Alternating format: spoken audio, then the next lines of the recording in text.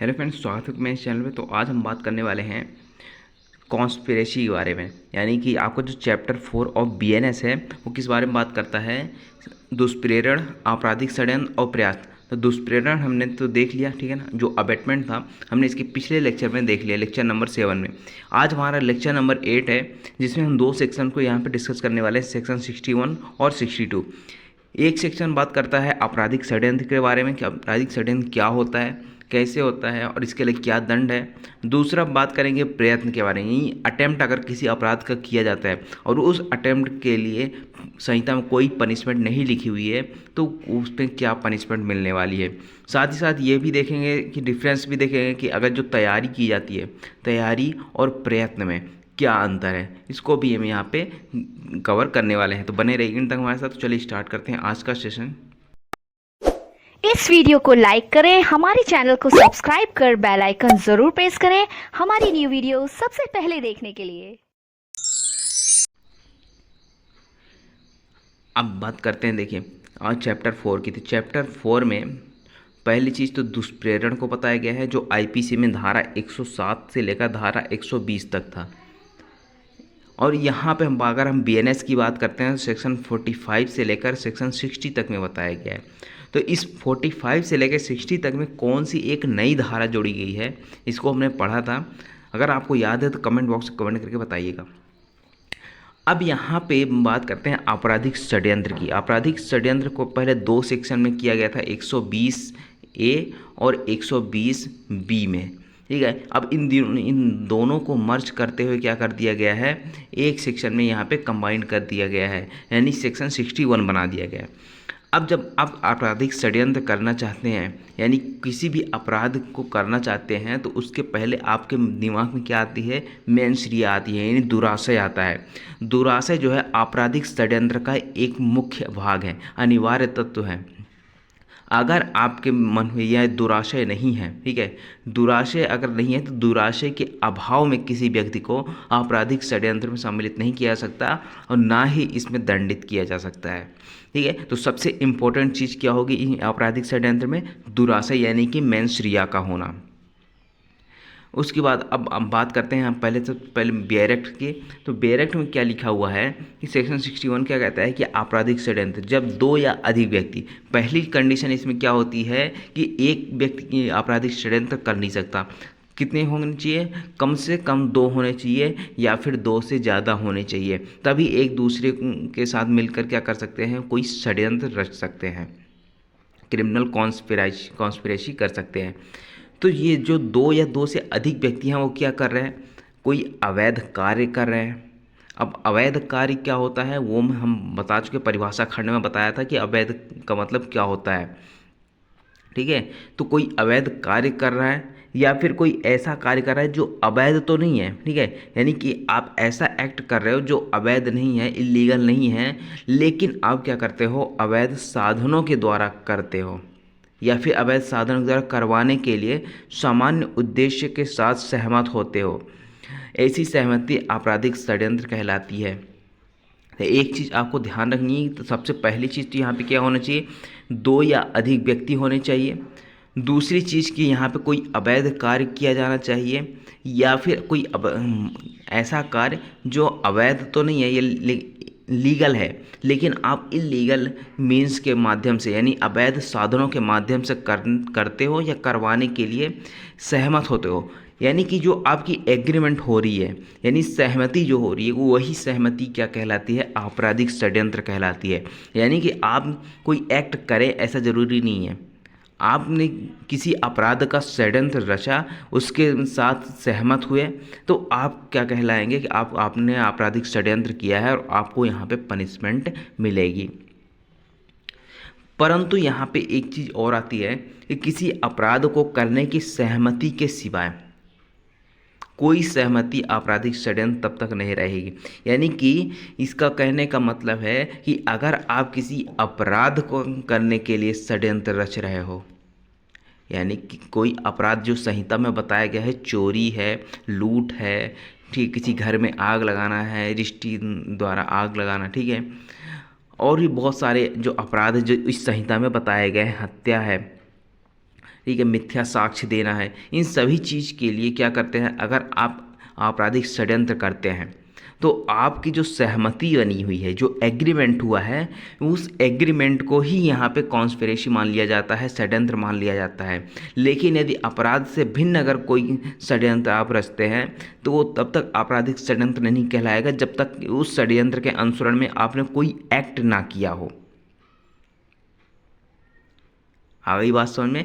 यानी कि अगर आप किसी अपराध को करने के लिए क्या करते हो, उस आपराधिक षड्यंत्र रचते हो ना, तो जो आप दो या दो से अधिक व्यक्ति इसमें सहमत हुए हैं, इस एक्ट को करने के लिए, इस अपराध को करने के लिए जो सहमत हुए हैं, एग्री हो गए हैं, उस एग्री होने को ही आपराधिक षड्यंत्र कहा जाएगा। लेकिन यदि अपराध से भिन्न कोई किसी मामले में आप आपराधिक षड्यंत्र करते हैं तो वहाँ पर आपको क्या करना होगा, उस षड्यंत्र के अनुसरण में कोई ना कोई एक्ट करना होगा किसी न किसी पक्षकार के द्वारा, तभी उसको आपराधिक षड्यंत्र माना जाएगा, नहीं तो नहीं माना जाएगा।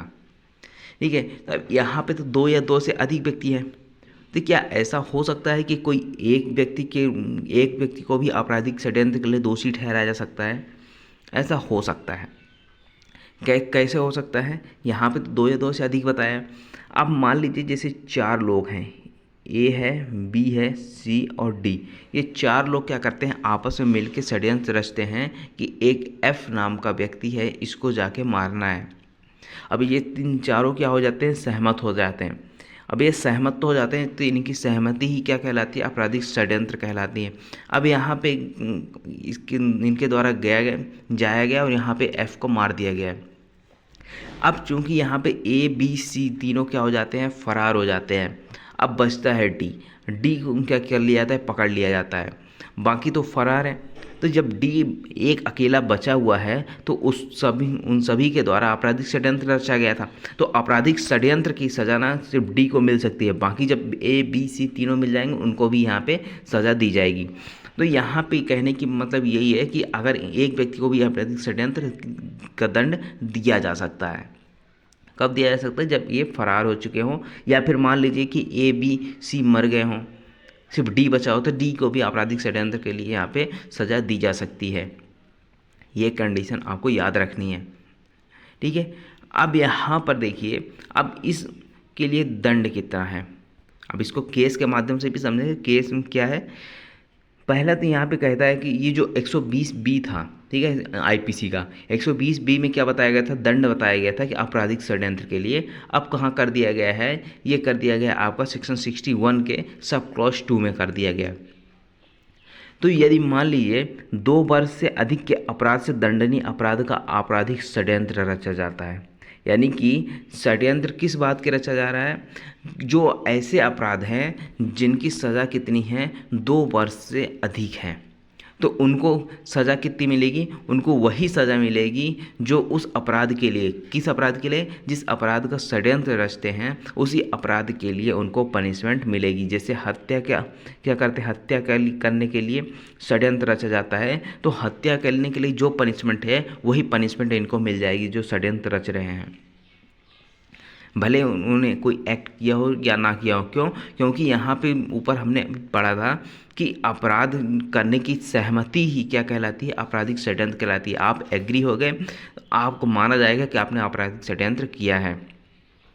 अब दूसरी कंडीशन आती है कि अगर मान लीजिए ये तो 2 वर्ष से अधिक के मामले वाले हो गए, अगर 2 वर्ष से कम के मामले हैं और उनका कारण यहाँ पे आपराधिक षड्यंत्र रचा जा रहा है, तो फिर आपको 6 महीने तक की सज़ा हो सकती है, या फिर जुर्माने से, या दोनों से दंडित किया जा सकता है। तो 2 तरह के यहाँ पे दंड दिए गए।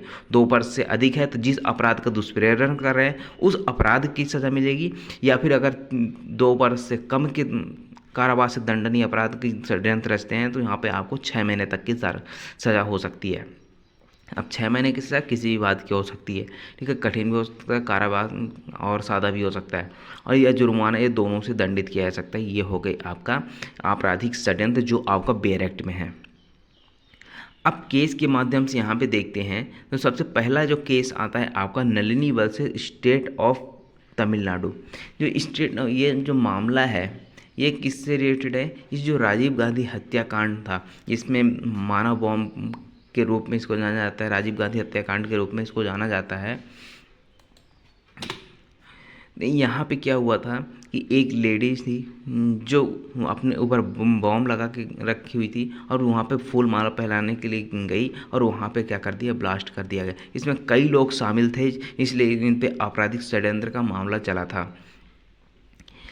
तो ये हो गया आपका Nalini versus state of Tamil Nadu. दूसरा आता है सोमनाथ बनाम महाराष्ट्र राज्य। ये 1896 का मामला था। इसमें जो सुप्रीम कोर्ट है, ठीक है, उच्चतम न्यायालय है, यहाँ पे उच्चतम न्यायालय होगा, ठीक है, सुप्रीम कोर्ट द्वारा आपराधिक षड्यंत्र के बारे में निम्न बातें निर्धारित की गई थी। अब दो बातें इन्होंने इस केस के माध्यम से बताई। सुप्रीम कोर्ट ने क्या बताया था कि पहला तो जो अवैध कार्य में लिप्त रहने के ज्ञान, यानी कि जिस व्यक्ति के द्वारा षड्यंत्र रचा जा रहा है उसको इस बात का ज्ञान होना चाहिए, इस बात का नॉलेज होना चाहिए कि किसी अवैध कार्य को करने के लिए षड्यंत्र रचा जा रहा है। ठीक है, तो ये हो गया पहली कंडीशन। दूसरी चीज़ इसमें कहते हैं कि अगर जो मामला है वो वैध कार्य के लिए है, यानी इलीगल नहीं है, फिर भी क्या किया जाता है, वहाँ पर अवैध साधनों के द्वारा यहाँ पे कार्य किया जा रहा है।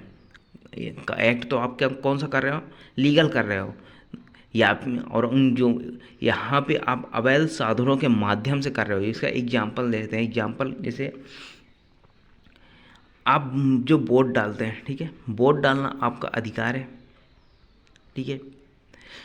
अब यहाँ पे क्या किया जाता है, सभी को डरा धमका कर, ठीक है, चाकू छुरी लेकर गए सबके पास और बोला कि सिर्फ इसी को वोट देना, ठीक है। मान लीजिए एक चुनाव चिन्ह है ए नाम का और इसको डरा धमका के सबको क्या बोला जा रहा है कि ए को ही वोट देना। तो यहाँ पे क्या है किया जा रहा है, अवैध साधनों के दौरान, यही कार्य तो कौन सा हो रहा है, कार्य वैध हो रहा है, लीगल काम हो रहा है, लेकिन साधन कौन से हैं यूज किए जा रहे हैं, इलीगल साधन का यूज करते हुए वोट डलवाया जा रहा है। इसलिए ये क्या है, ये एक आपराधिक षड्यंत्र के तहत ये माना जाएगा। उसके बाद नेक्स्ट केस आता है। अब यहाँ पे अवैध साधन के एक और एग्जाम्पल देखते हैं, ठीक है, अगर नहीं समझ में आया तो एक और एग्जाम्पल से देखते हैं। अब ए नाम का लड़का है, ठीक है, अब इसको करवानी है अपने, इसकी बहन है एक बी, ठीक है, इसकी शादी करवानी है।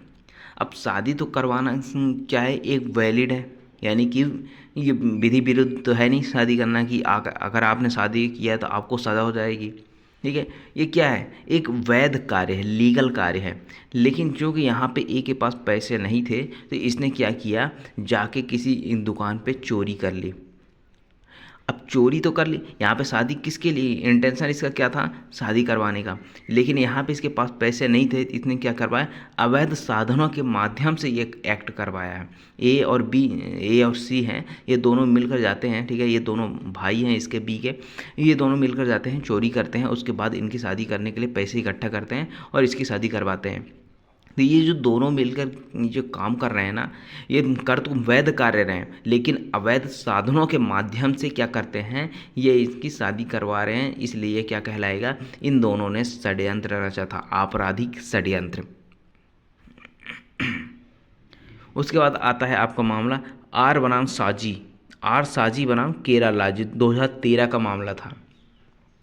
इसमें क्या बताया गया था कि जो आपराधिक षड्यंत्र का उद्देश्य का ज्ञान होना ही पर्याप्त है, यानी कि जो व्यक्ति आपराधिक षड्यंत्र में सम्मिलित हो रहे हैं, यानी जो अपना दो या दो से अधिक व्यक्ति हैं जो जिनका मस्तिष्क का मिलन हो रहा है आपराधिक षड्यंत्र के तहत कि क्या करना है, कैसे करना है, कहाँ जाना है, कौन विष लाएगा, कौन जहर लाएगा, कौन चाकू लाएगा, कौन किसको मारेगा, ये सब जो प्लानिंग कर रहे हैं, ठीक है, इस चीज़ की उनको जानकारी होनी चाहिए, इसका नॉलेज होना चाहिए कि जो आपराधिक षड्यंत्र हो रहा है उसका उद्देश्य क्या है, इसका एक ज्ञान होना उनको आवश्यक है। सिर्फ यही पर्याप्त है कि और वो अगर एग्री हो जाते हैं तो उनका जो एग्रीमेंट हुआ है वही आपराधिक षड्यंत्र कहलाएगा।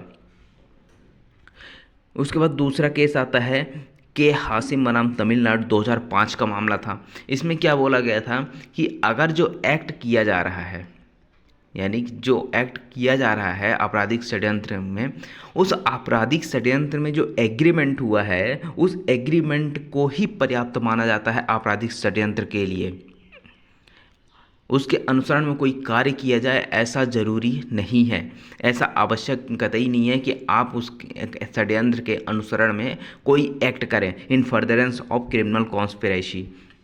ठीक है, तो यहाँ पे क्या है कि किसी अवैध कार्य को करने के लिए अगर आपने सिर्फ एग्री हुए हो, दो या दो से अधिक व्यक्ति एग्री हो गए कि चलो ठीक है ये काम करते हैं, तो यहाँ पर क्या हो जाएगा, आपको आपराधिक षड्यंत्र के लिए दोषी ठहराया जाएगा। नेक्स्ट आता है आपके केस हीरालाल हरीलाल बनाम CBI 2003 का मामला।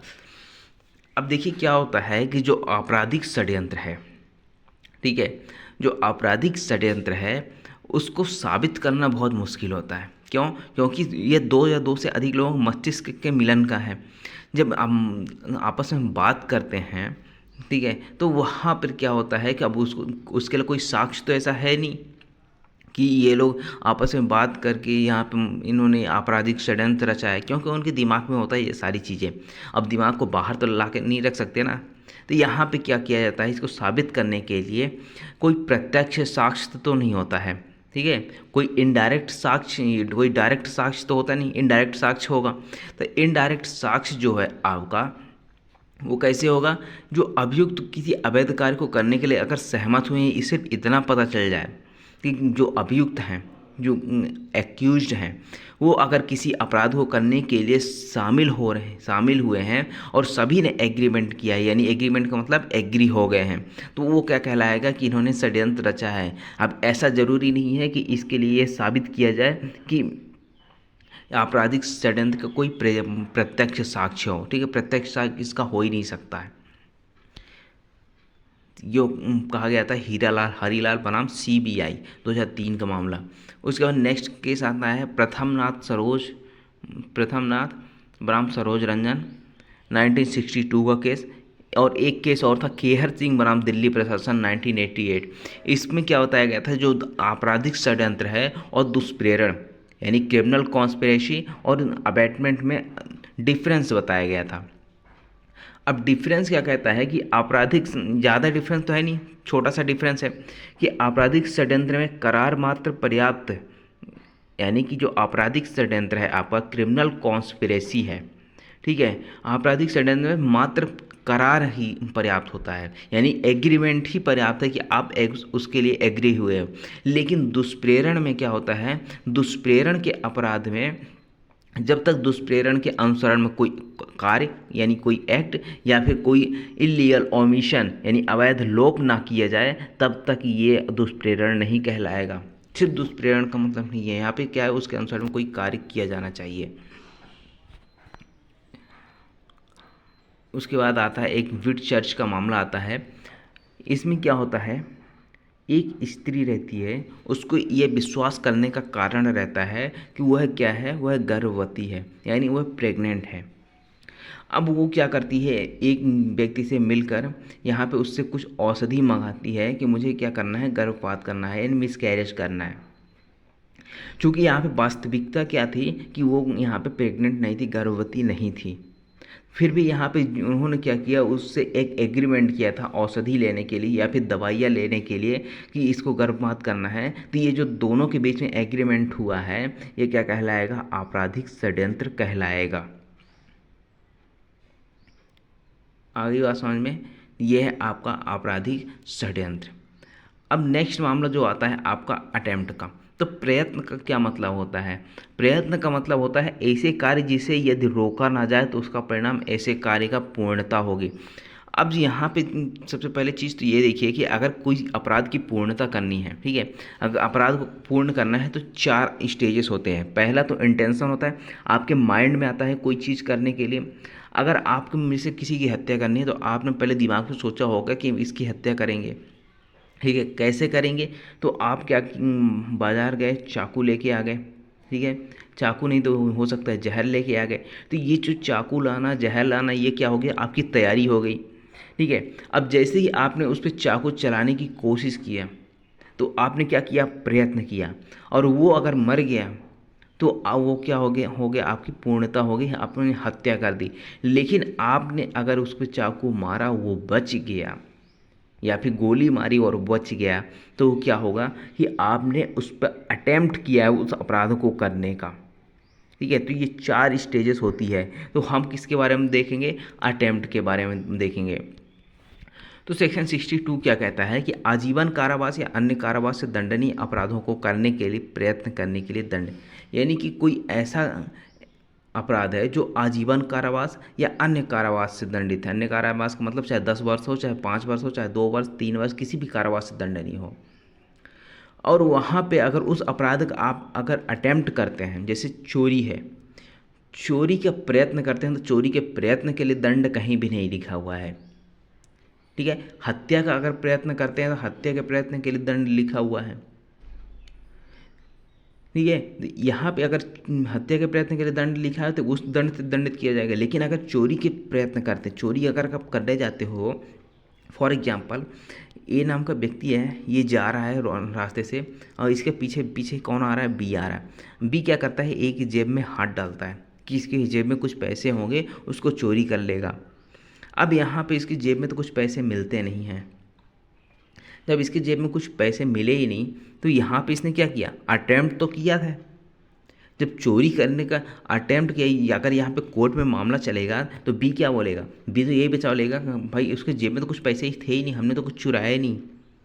लेकिन अगर होते तो चुरा लेता ना। यहाँ पे अटेम्प्ट तो किया है, प्रयत्न तो किया है। अगर चोरी का प्रयत्न किया है तो फिर यहाँ पे उसको कैसे पनिशमेंट मिलेगी, ये बात करता है आपका धारा 62। अब यहाँ पे देखते हैं बेयर एक्ट में, जो कोई संहिता द्वारा आजीवन कारावास के या कारावास से दंडनीय अपराध करने का प्रयत्न करेगा। कौन सा अपराध?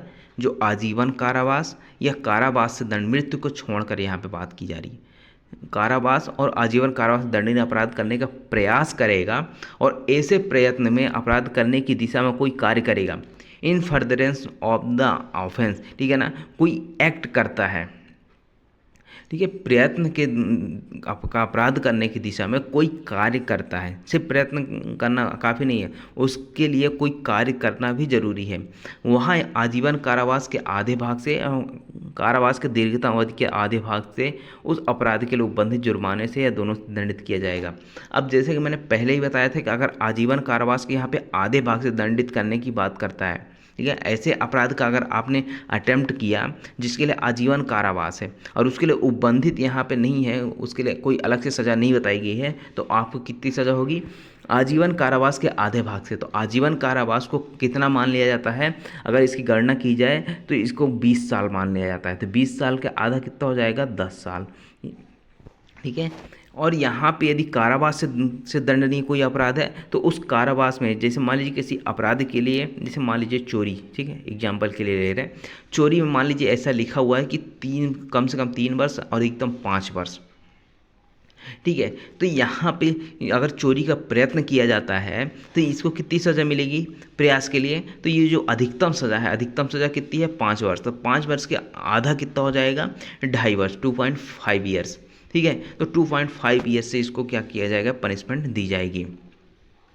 आगे बात समझ में। ये जो धारा 62 है वो कहाँ पे था? आईपीसी के सेक्शन आप जो देखोगे 511, वहाँ पे बताएगा। 2 एग्जाम्पल दिए, एक संदूक वाला भी है। संदूक वाला एग्जाम्पल क्या कहता है कि ये नाम का जैसे व्यक्ति है, वो जाता है किसी घर में, ठीक है, वहाँ पे एक संदूक रखी होती है।